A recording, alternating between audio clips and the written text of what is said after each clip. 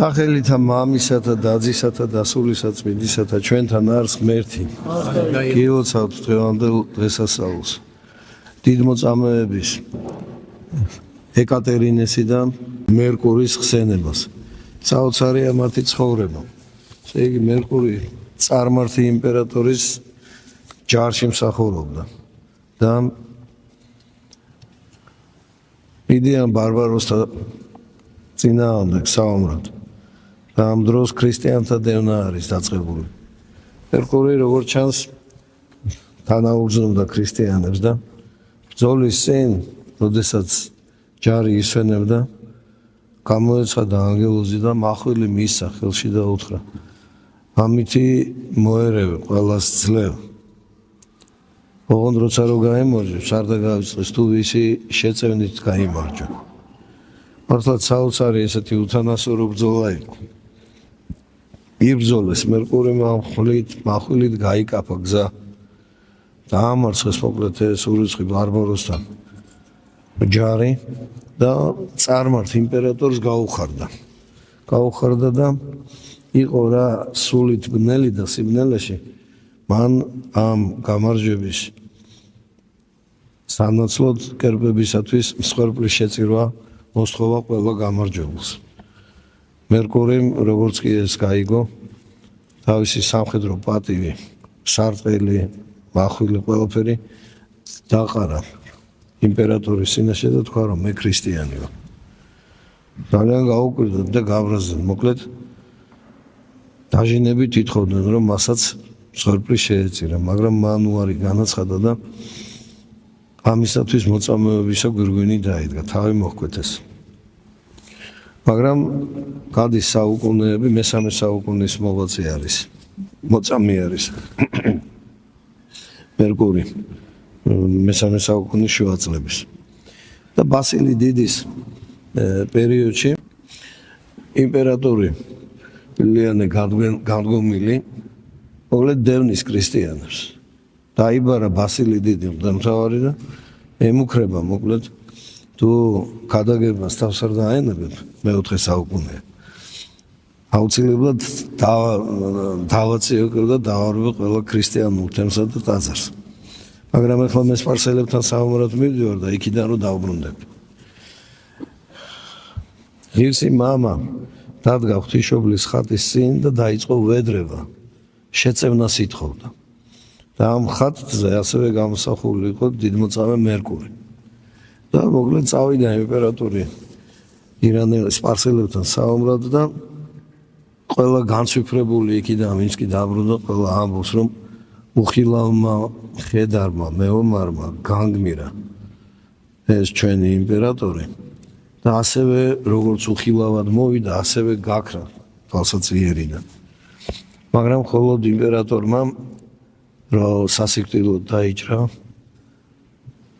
ბოლო მისი ნათქვამი იყო: შენ გაიმარჯვე გალილეველო და ბრძოლის ველზე განუტევო სული. მოკლედ ეს ამბავი რომ მოვიდა, რომ იმპერატორი აი ესე დაამარცხდა და მოიკლა ბრძოლის ველზე და ვიღაცა უხილავი მხედარი იყო, ამ დროს ბასილი დიდი რო ილოცა ხატიდან დიდმოწამე მერკური გაქრა ხატიდან. და ამ ამბის მოსმენის და გახმაურების შემდეგ ისე ნახეს ხატზე, რომ მერკური დაბრუნდა, ოღონდ მახვილი იყო სისხლიანი. ესე იგი, ბასილი დიდი ილოცა ქრისტიანებისათვის და ყველა განსაცდელი მოარიდა. ბრძოლა იმ დროს და დღესაც ესეა, რომ ტერიტორიებს იპყრობენ. და ამ დაპყრობილ ტერიტორიაზე ურჯულონი და ურწმუნონი სიმნელის ამსახურნი ყველაფერს სისასტიკეს ჩადიან. ნაალაფარს ეძახიან, თუ კი რაიმეს მოერევიან, ყველაფერს აიღებენ, ცოცხალს, თუ ვთქვათ ნაძარს, ყველაფერს. მონამხევლება წაიყვანენ დიდსა და პატარას. მოკლედ ეს განსაცდელი ღმერთმა მოარიდა ერთი დიდი მღვდელმთავრის და მასთან ერთად მღვდელმონაზონთა და მორწმუნე ადამიანთა ლოცვით. დიდი სასწაულია დღესაც ჩვენთვის ყურადღება მისაქცევი და გულისმის ყოფისათვის. დიდმოწამე ეკატერინე, რომელიც ასევე ალექსანდრია იმ დროს, რო წარმოვიდგინოთ ახლა მსოფლიოს დიდი ქალაქები, იმ დროისათვის ესე იყო ალექსანდრია. დღეს დიდ ქალაქებში 16-20 მილიონი და მასზე მეტი მოსახლე არის. და იმ დროისათვის ეს ალექსანდრია იყო უპირველესი ქალაქი ეგვიპტის. და მოკლედ ამ ქალაქის მმართველის შვილი იყო. სილამაზით ძალიან განთქმული მისი სილამაზისათვის ბევრი ქვეყნიდან ბევრი უფლისული და წარჩინებული ადამიანი მოდიოდა, რომ ენახა და ხელი ეთხოვა. მამამ არაფერი არ დაეშურა და განსწავლა იმ დროის მეცნიერებებსა და თქვათ სასწავლებლებში. ვინც კი მიდიოდნენ მასთან, როგორც ჩანს, ესეთი თავმომწონე იყო, ხა თავის მდგომარეობასაც კარგად გრძნობდა და ხედავდა და თავის სილამაზესაც და ვინც კი მივიდა, ყველა დაიწუნა და უთხრა, რომ მე ჩემზე უფრო დიდარს, ჩემზე უფრო გონიერს, ბრძენს და ჩემზე უფრო აღმატებულ შთამომავლობით თუ გავყვები. როგორც ჩანს, თავსაც ასე ვთქვათ,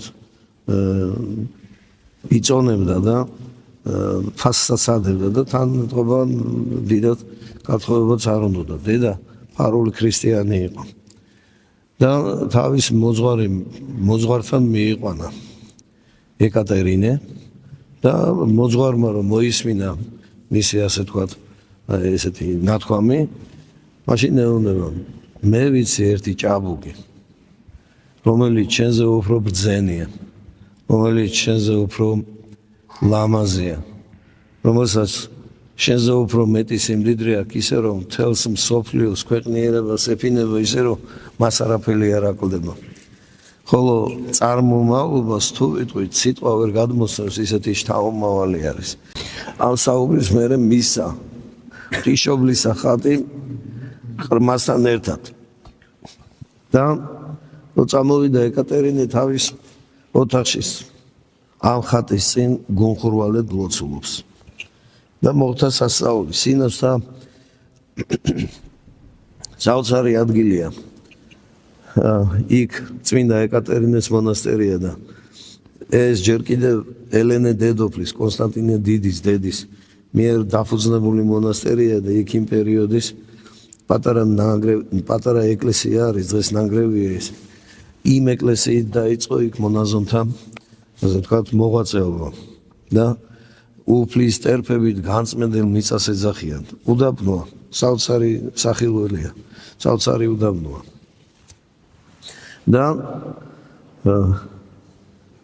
წმინდა ეკატერინე ამ ღამიან ლოცვაში უცბად ხილვას ხედავს, გამოეცხადება უფალი და ეუბნება, რომ აძლევს მას ბეჭედს და ეუბნება, რომ ის არის მისი საზრლო და რომ ეს არის უფალი და ყოვლისა პრობელი და შემოქმედი. ამ ჩვენებით გამოიღვიძებს და ჯერ ვერ, ასე ვთქვათ, ვერ განიცდის, რომ ეს რეალობაა და დაიხედავს ხელზე და მართლაც ბეჭედი უკეთია. და ამით გამხნელებული, რა თქმა უნდა, მთხოვნელებს უკვე ეუბნება, რომ არავის არ, ასე ვთქვათ, გაყვება, რადგან მისი სიძე, ზეციური სიძე არის და იგი არის მისი სარძლო. და ეკატერინეს მონასტერში დღეს თუ ვინმე მლოცველი ჩადის, სიმბოლურად ბეჭედს, ვერცხლის ბეჭედს ურიგებენ, რომელზედაც წმინდა ეკატერინეს მონასტრის ასე ვთქვათ ინიციალებია. მოკლედ ეკატერინეს კიდევ უგზავნის იმპერატორი რო აბა ვინ შეიძლება რომ იყოს სიძე. და გამოდის და ამბობს, რომ იგი არის ქრისტიანი. გაკვირდება მისი მშობელი, გაკვირდება მთელი სამეფო იმპერატორი, რომელიც ეკატერინეს სანახავად არის ჩამოსული. დაამწყდებენ საპყრობილეში და იწყებენ მის დარწმუნებას, რომ თუ არ უარყოფს, მაშინ მას წამება ელის. ხოლო იგი ქადაგებს და უამრავი ადამიანი ამ ქადაგების დროს მოექცევა ქრისტეს რწმენაზე. დედოფალიც კი, რომელიც იმპერატორს ჩამოყვა ამ ქადაგების მერე, მოექცა, აღიარა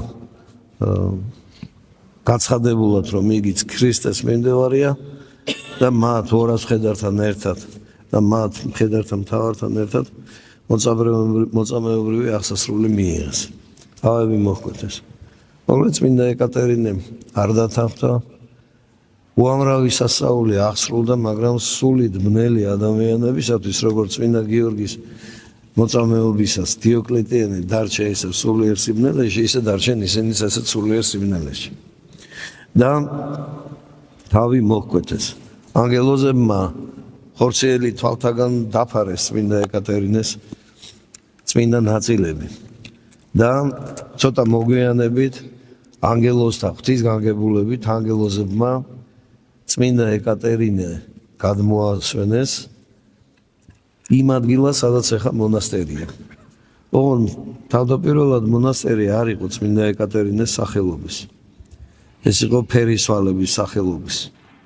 ხოლო თვითონ ამ ადგილთან ახლოს იყო ის მწვერვალი, რომელსაც დღეს წმინდა ეკატერინეს მწვერვალი ჰქვია. იქ იყო ეს წმინდა ნეშტი დაცული ღვთის ნებით ანგელოზთაგან. და ასევე ღვთის ნებით ანგელოზებმა გადმოასვენეს იმ მწვერვალიდან წმინდა ეკატერინეს მონასტერში.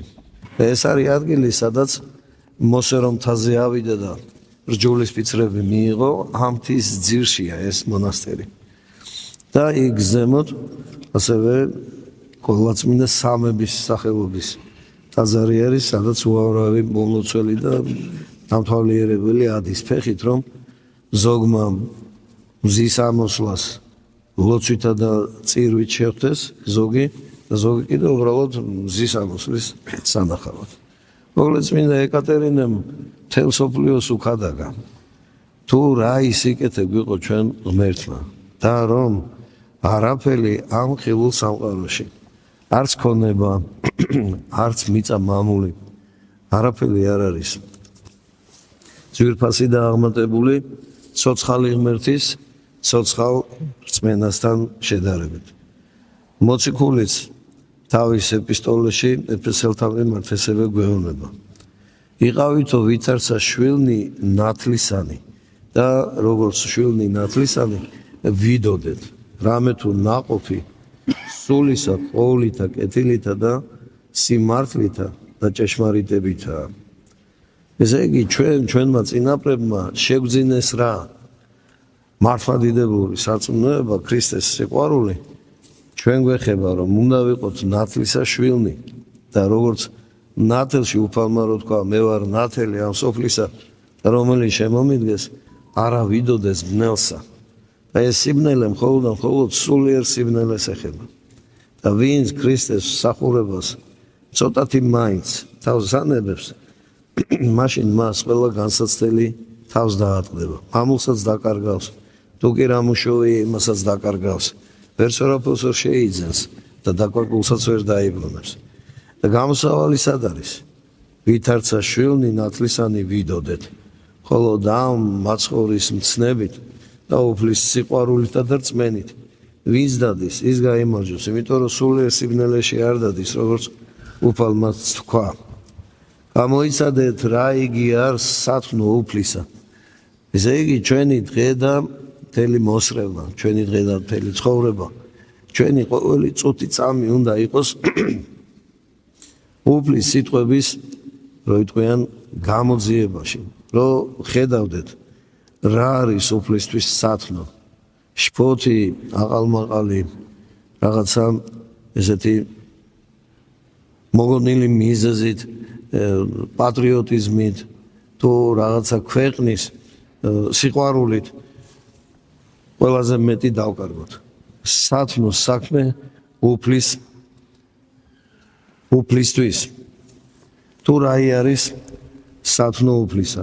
მოციქული სხვაგან ამბობს, ყველაფერი შეგიძლიათ გააკეთოთ, მაგრამ დაფიქრდით, სულისთვის სარგებელი რა არის და ნუ თანაეზიარებით საქმეთა მათ უნაყოფდა ბნელისათა არამედ უფრო იზღა ამხილებდით მას ანუ ამ უნაყოფო საქმეს მაგრამ ეს დღეს საკუთარი თავის ხილებით იწყება თუ კი რაიმე კეთილი გსურს და სიკეთე ჩვენი მოყვასისთვის ახლობელი წრისთვის თუ ზოგადად ქვეყნისთვის პირველ საკუთარი თავიდან უნდა ვიწყებდეთ ხილებას და ბნელისაგან განშორებას რამე თუ რა იგი ფარულად იქნების მათ მიერ საძაგელ არს სიტყვა დაცა ანუ სიტყვითაც ვერ იტყვით ბნელი სულის მქონე ადამიანების გონებასა და გულში მოსული აზრების ხმამაღლა თქმაც კი შეურაცხყოფელია მთქმელისა და მსმენელისა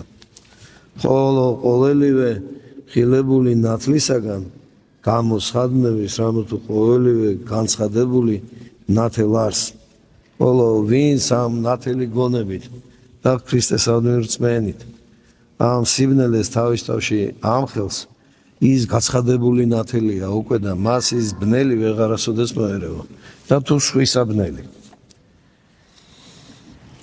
რომლისათვის იტყვის განიღვიძე რომელს ეგ გძინავს და აღზრდე მკვდრეთით და განგანათლოს შენ ქრისტემან ჩვენ როგორი ძილით გძინავს ურწმუნოების ძილით სიზარმაცის ძილით საკუთარი თავისადმი რაღაცა შეღავათების მიცემის ძილით დღეს მეზარება ხვალ მომშვიდება დამოიწდება მარხვის დღე ან მარხვა საერთოდ ტაძარში მისვლა როგორც ერთი გავში ამბობს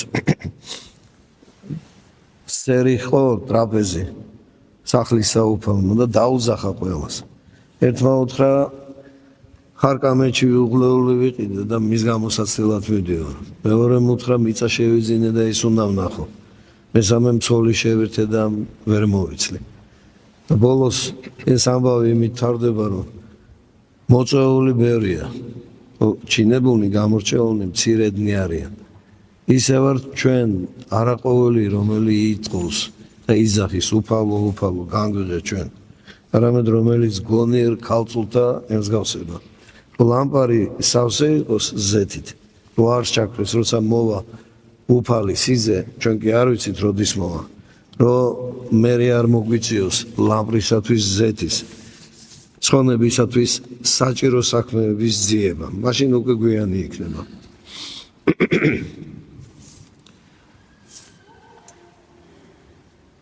ეგზალებოდეთ უკვე ვითარძი განგზაულად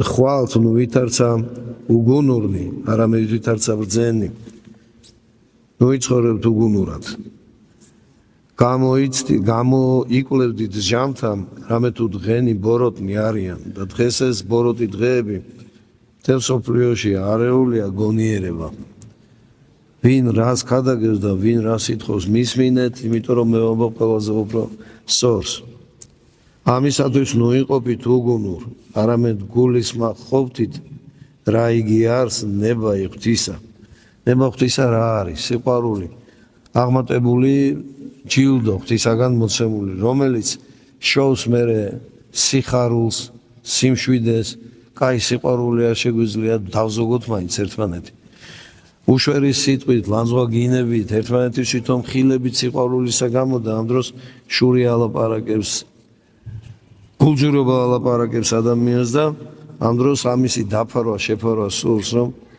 შენთვის ვამბობ ამას თორე ჩემთვის რა მე ჩემი გზა ვიცი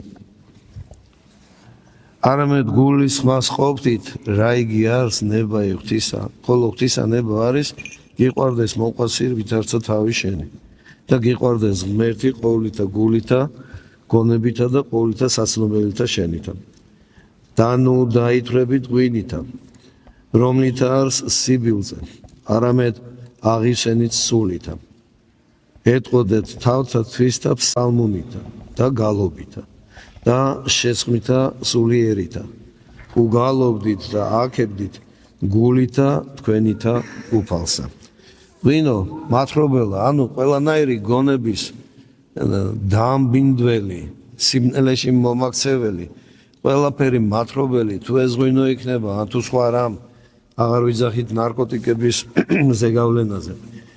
ანუ ის რაც გონებას დაბინდავს, ყველაფერს მოერიდეთ. რამე თუ დაბინდული გონება ყველაფერს იკადრებს. აგერ ამბობს კიდეც.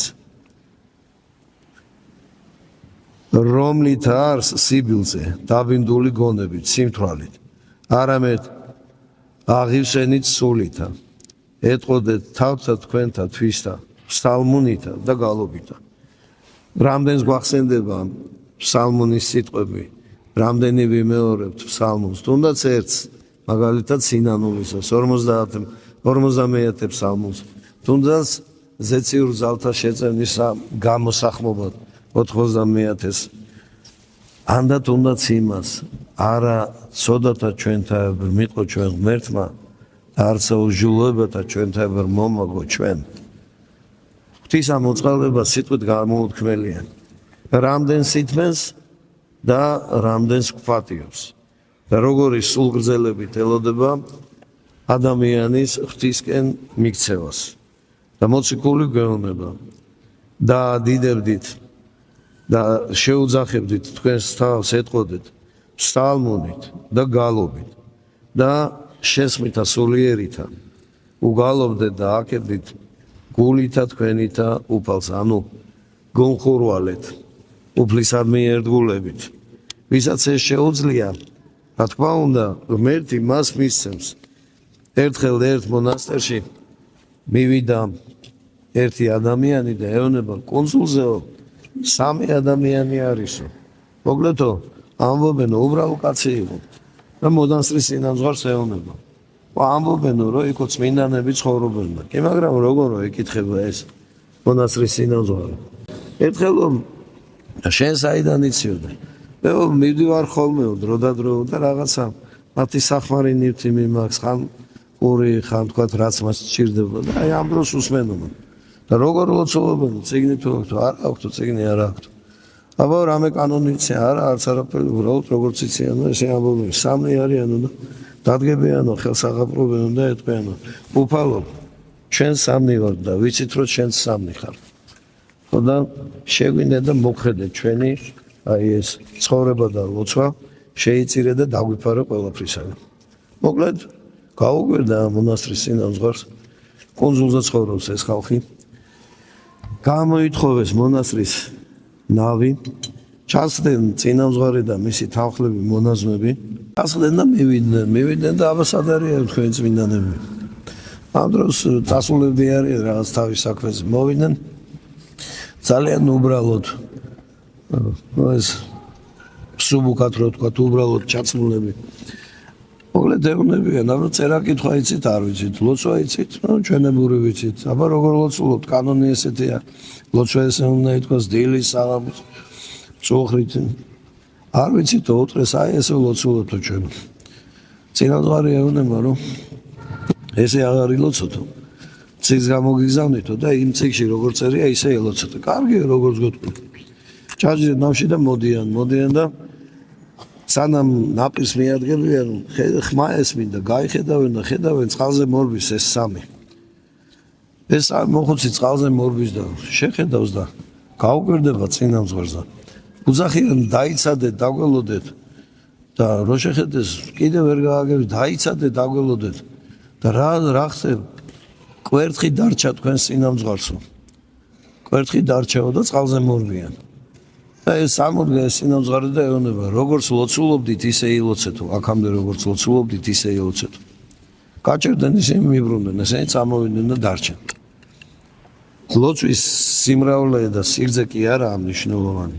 გული რამდენად დახვება, იმ წაკითხულს რამდენად მიხვდება სმენა და რას აღიქვავს გონება და მე როგორ მოიქცევა, ის არის ლოცვა ღვთის წინაშე. და ის არის სათნო უფლისა, რასაც ჩვენ გულით და გულმოდგინებითა და გულისმიერებით ვაკეთებთ. შესაწირადიც ეს არის. 1000-ჯერ იტყვის ადამიანი, 1000-ჯერ გადათქვავს. 1000-ჯერ დადებს პირობას და 1000-ჯერ დაარღვევს. მერტე ყველაფერს ხედავს და იცის და ითმენს.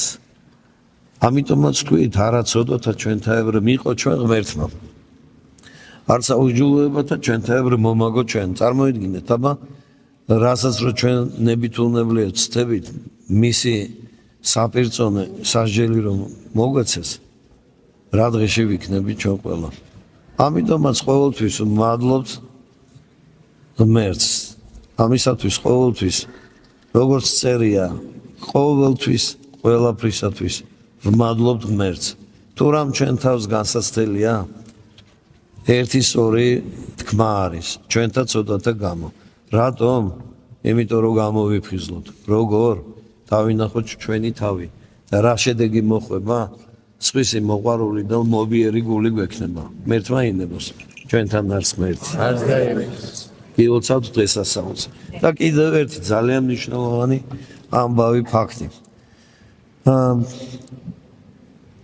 13 ასურელი მამისა ყველა მონასტერი და ყველა თითქმის ნეშტი საფლავი იყო ცნობილი აი სულ ცოტა ხნის წინ ჩვენ სამწუხაროდ ჩვენი ავადმყოფობის სისუსტის გამო ვერ შევძელით რო წავსულიყავით ულუმბოს მონასტერში სარესტავრაციო სამუშაოების დროს აღმოჩნდა ღირსი მამის მიქაელ ულუმბოელის სამარხი ლუსკუმა ქვის და ნეშტი რომელიც სპეციალისტებისაგან გაითხარა შესწავლილი იქნა და ეს ნამდვილად დიდი სიხარულეა რადგანაც მხოლოდ ღირსი მამის მიქაელ ულუმბოელისა ნეშტი და მისი ადგილსამყოფელი იყო უცნობი საუკუნეების წინ დანგრეული ტაძრის ნანგრევებს ქვემოთ იყო და დაახლოებით 2 მეტრის სიღრმეზე არქეოლოგიისას აღმოჩნდა ღირსი მამის ლუსკუმა და ღირსი მამის ნეშტი ხელუხლებელი